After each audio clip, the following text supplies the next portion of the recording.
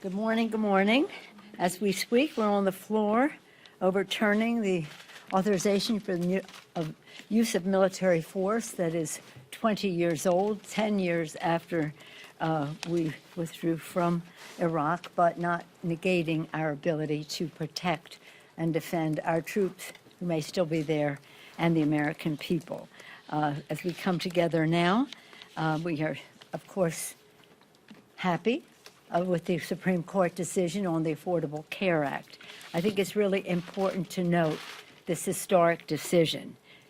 Once again, the Supreme Court upheld the constitutionality of the Affordable Care Act and the transformational protections that it provides every American, no matter where they get their coverage. I want to thank the grassroots across the country who work tirelessly as advocates for the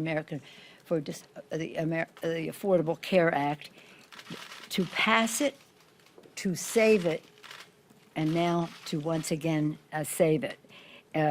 Thanks to them and the Democrats in the Congress, the Affordable Care Act endures as a pillar of American health and economic security alongside Medicare, Medicaid, and Social Security.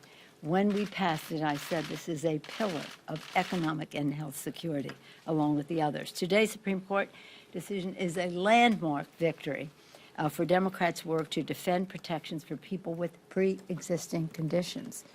Every day we'd think, how far will the court go on pre-existing conditions against Republicans' relentless assault to dismantle pre-existing conditions.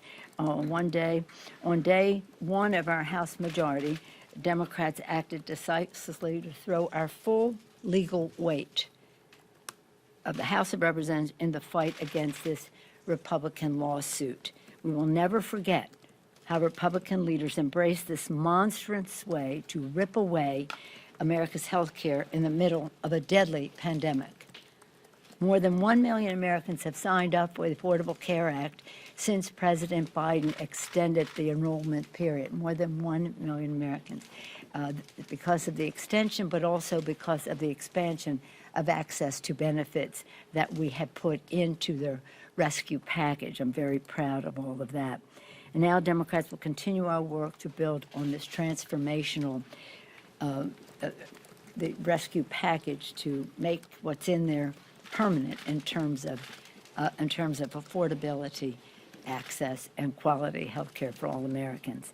For the people, we will continue to work to lower health care costs by lowering the cost of prescription drugs. That is a very important part of where we go from here. So we thank the court for its wisdom in declaring the cases against the Affordable Care Act to have no standing.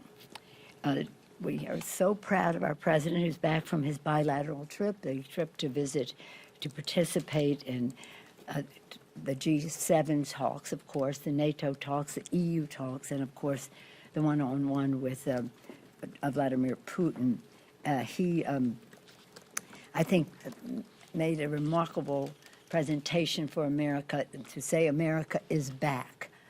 You've heard me say, many of you, that in my communication with members of parliament and leaders in other countries, that they were very happy to hear that America is back in full strength as we talk about NATO, in full values as we talk about who we are as a country, and in true friendship to the countries that have been part of our multilateral approach to security, growing our economies, protecting the planet, as well as honoring our values.